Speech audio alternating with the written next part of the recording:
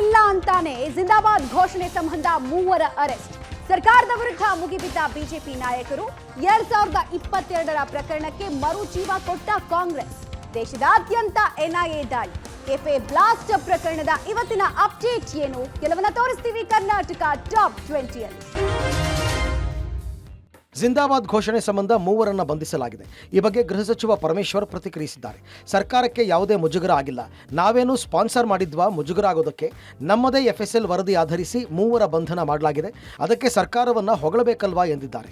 ಈ ಮೂವರ ಜೊತೆ ಬೇರೆಯವರು ಇದ್ರ ಅಂತ ತನಿಖೆ ನಡೀತಿದೆ ಅಂತ ತಿಳಿಸಿದರು.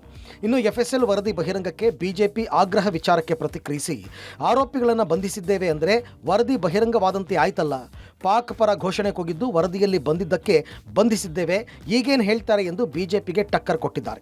ಇನ್ನು DCM DKಶಿ ಪ್ರತಿಕ್ರಿಯಿಸಿ, ಪೊಲೀಸರಿಗೆ ಫ್ರೀ ಹ್ಯಾಂಡ್ ಕೊಟ್ಟಿದ್ದೇವೆ, ಯಾರು ತಪ್ಪಿತಸ್ಥರೋ ಅವರ ಮೇಲೆ ಕ್ರಮ ಕೈಗೊಳ್ತಾರೆ, ಇದು ದೇಶದ್ರೋಹದ ಕೇಸ್, ವಾಯ್ಸ್ ಇನ್ನೂ ವಿಭಿನ್ನವಾಗಿ ಕೇಳಿಸುತ್ತೆ, ಇದರ ಬಗ್ಗೆ ತನಿಖೆ ಆಗ್ತಾ ಇದೆ, ನಾವು ತನಿಖೆಯಲ್ಲಿ ಮಧ್ಯಪ್ರವೇಶ ಮಾಡಲ್ಲ ಅಂತ ಹೇಳಿದರು. ಬಹಿರಂಗಪಡಿಸೋದು ಇವತ್ತು ಆ ಆಧಾರದ ಮೇಲೆನೆ ನಾವು ಅರೆಸ್ಟ್ ಮಾಡಿದ್ದೀವಿ. ಅವ್ರು ಪಾಕಿಸ್ತಾನ ಜಿಂದಾಬಾದ್ ಅಂತ ಅವರು ಕೂಗಿದ್ದಾರೆ ಅಂತ ಹೇಳಿ FSL ರಿಪೋರ್ಟ್ನಲ್ಲಿ ಬಂದಿದೆ. ಮುಂದಿನ ತನಿಖೆ ಮಾಡಬೇಕು. ನಾವು ಪೊಲೀಸ್ ಅವ್ರಿಗೆ ಫ್ರೀ ಹ್ಯಾಂಡ್ ಕೊಟ್ಟಿದ್ದೀವಿ. ಅವರು ಸರಿಯಾದ ರೀತಿಯಲ್ಲಿ ನಮ್ಮ ದೇಶದ ದ್ರೋಹದ ಕೆಲಸಕ್ಕೆ ಯಾರೇ ಭಾಗಿಯಾದರೂ ನೀವು ಕ್ರಮ ಕೈಗೊಳ್ಳಿ ಅಂತ ಹೇಳಿದ್ದೇವೆ. ಸೊ ಇನ್ವೆಸ್ಟಿಗೇಷನ್ ಪ್ರೋಸೆಸ್ ಆಗ್ತಾ ಇದೆ. ಪಾಕ್ ಜಿಂದಾಬಾದ್ ಎಂದ ಆರೋಪದ ಅಡಿ 3 ಆರೋಪಿಗಳನ್ನು ಬಂಧಿಸಲಾಗಿದೆ. ಆರೋಪಿಗಳನ್ನು ವಿಧಾನಸೌಧಕ್ಕೆ ಕರೆತರಲಿರುವ ಪೊಲೀಸರು ಮತ್ತೆ ಘಟನೆಯ ಮರುಸೃಷ್ಟಿ ಮಾಡಿ ಸ್ಥಳ ಮಹಜರ್ ಮಾಡಲಿದ್ದಾರೆ. ಬಂಧಿತ ಶಫೀನ್ ಆಶಿಪುಡಿ, ಮುನ್ನಾವರ್ ಅಹಮದ್ ಹಾಗೂ ಮೊಹಮ್ಮದ್ ಇಲ್ತಾಜ್ ಮೊಬೈಲ್ ವಶಕ್ಕೆ ಪಡೆಯಲಾಗಿದ್ದು, ಮೊಬೈಲ್ ಡೇಟಾ ರಿಟ್ರೀವಲ್ಗೆ FSLಗೆ ಕಳಿಸಲಾಗಿದೆ. ಬೇರೆ ಬೇರೆ ದೇಶದ್ರೋಹಿ ಸಂಘಟನೆಯೊಂದಿಗೆ ಸಂಪರ್ಕದಲ್ಲಿ ಇರೋ ಬಗ್ಗೆ ಮಾಹಿತಿ ಕಲೆ ಹಾಕಲಾಗ್ತಾ ಇದೆ. ಇನ್ನು ಪೊಲೀಸರ ವಿಚಾರಣೆ ವೇಳೆ ಆರೋಪಿ ನಾಶಿಪುಡಿ ದೇವರಾಣೆ ನಾನು ಘೋಷಣೆ ಕೂಗಿಲ್ಲ ಅಂತ ಹೇಳಿಕೆ ಕೊಟ್ಟಿದ್ದಾನೆ ಎನ್ನಲಾಗಿದೆ. ಇನ್ನು ಇತ್ತ ಬೆಂಬಲಿಗರ ಬಂಧನ ಬೆನ್ನಲ್ಲೇ RT ನಗರದಲ್ಲಿರುವ ರಾಜ್ಯಸಭಾ ಸದಸ್ಯ ನಾಸಿರ್ ಕಚೇರಿಗೆ ಬೀಗ ಹಾಕಲಾಗಿದೆ. ಬಂಧಿತ ಶಫೀನ್ ಆಶಿಪುಡಿ ಬ್ಯಾಡಗಿ ಮೆಣಸಿನಕಾಯಿ ವ್ಯಾಪಾರಿಯಾಗಿದ್ದು, ಕೋಟಿ ಕೋಟಿ ಆಸ್ತಿಯ ಒಡೆಯನಾಗಿದ್ದಾನೆ.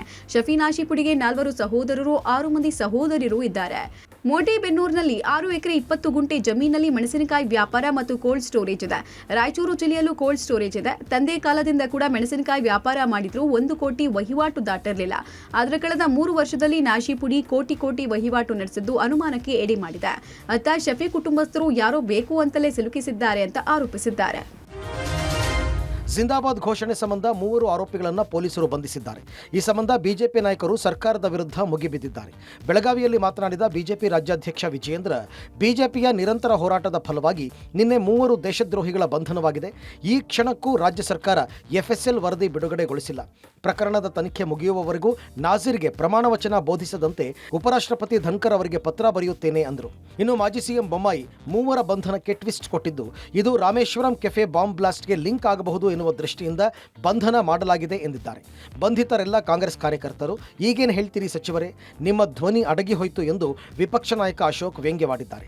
ಸರ್ಕಾರಕ್ಕೆ ಮುಖಭಂಗವಾಗಿದೆ, ಅನುಭವಿಗಳಿದ್ರೂ ಸರ್ಕಾರ ಎಡವಿದೆ, ಪ್ರಿಯಾಂಕ ಖರ್ಗೆ ಓರ್ವ ಬೃಹಸ್ಪತಿ ಎಂದು ಅಶ್ವಥ್ ನಾರಾಯಣ್ ಕಿಡಿಕಾರಿದ್ದಾರೆ. ಈ ಕ್ಷಣಕ್ಕೂ ಸಹ ರಾಜ್ಯ ಸರ್ಕಾರ FSL ವರದಿಯನ್ನ ಇವತ್ತು ಕೂಡ ಬಹಿರಂಗಪಡಿಸಿಲ್ಲ. So what is stopping the state government? ಯಾವ ಕಾರಣಗಳಿಂದಾಗಿ ಇವತ್ತು ಕೂಡ ರಾಜ್ಯ ಸರ್ಕಾರ FSL ರಿಪೋರ್ಟ್ ಅನ್ನ ಬಹಿರಂಗಗೊಳಿಸೋದಕ್ಕೆ ಸಾಧ್ಯ ಆಗ್ತಾ ಇಲ್ಲ? ಖರ್ಗೆ ಅವರು, ಚಲುವರಾಯ ಸ್ವಾಮಿ ಅವರು, ಈ ಥರ ಭಾಳಷ್ಟು ಜನ ಮಂತ್ರಿಗಳು ಹೇಳಿಕೆಯನ್ನು ಕೊಟ್ಟಿದ್ರು, ಕೂಗೇ ಇಲ್ಲ ಅಂತೇಳಿ. ಈಗ ನಿಮ್ಮ ಧ್ವನಿ ಯಾಕೆ ಅಡಗೋಗ್ಬಿಟ್ಟಿದೆಯಲ್ಲ? ಒಂದು ಕಡೆ ವಿಧಾನಸೌಧದಲ್ಲಿ ಜಿಂದಾಬಾದ್ ಘೋಷಣೆ ಸಂಬಂಧ 3 ಬಂಧನ, ಮತ್ತೊಂದು ಕಡೆ 2022ರ ಜಿಂದಾಬಾದ್ ಘೋಷಣೆ ಪ್ರಕರಣಕ್ಕೆ ಮರು ಜೀವ ಕೊಡಲಾಗಿದೆ.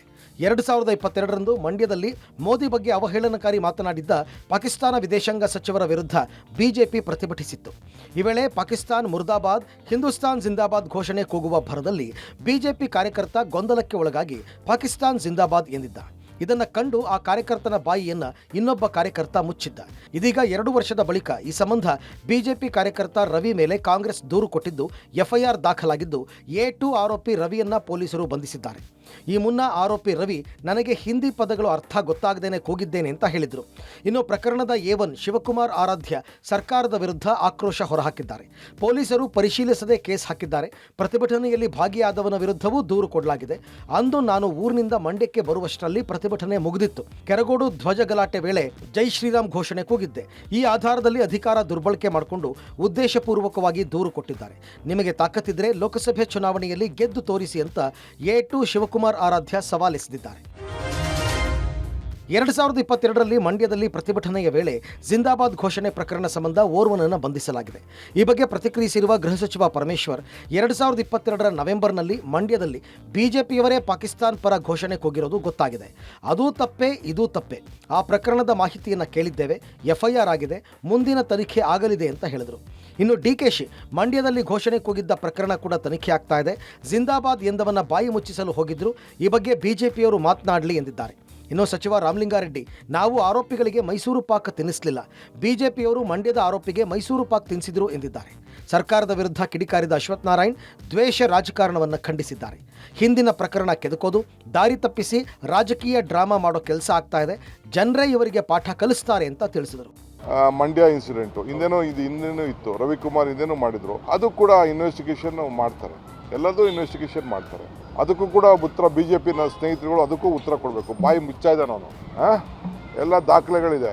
ಅದಕ್ಕೇನು ಮಾಡಬೇಕು ಅಂತೇಳಿ ನಮ್ಮ BJP ಲೀಡರ್ಸೇ ನಮಗೆ ಪಾಠ ಹೇಳ್ಕೊಡ್ಬೇಕು. ಅವ್ರ ಪಾಠ ನಮ್ಮ ಪೊಲೀಸ್ ಆಫೀಸರ್ಸ್ ಹೇಳಿದ್ರೆ ಅವರು ಅದೇ ರೀತಿ ಮಾಡ್ತಾರೆ.